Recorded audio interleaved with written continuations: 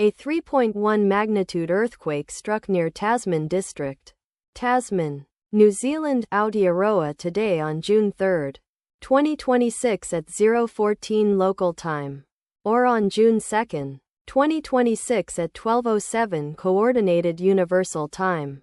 As reported by the EMSC on its website, the earthquake was located at a shallow depth of 49.0 kilometers below the surface, at coordinates latitude -41.485 and longitude 173.26.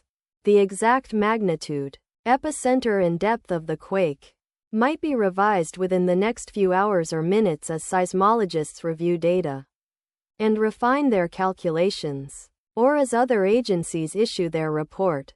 Towns or cities near the epicenter include Nelson City, Nelson, located 24 kilometers, or about 14.9 miles from epicenter. Motueka, Tasman District, Tasman, located 46 kilometers, or about 28.5 miles away. The recommended course of action is to be vigilant for possible aftershocks that may occur. Let us pray that this earthquake will not have a major impact on our brothers and sisters there, and that there will be no more earthquakes. Amen.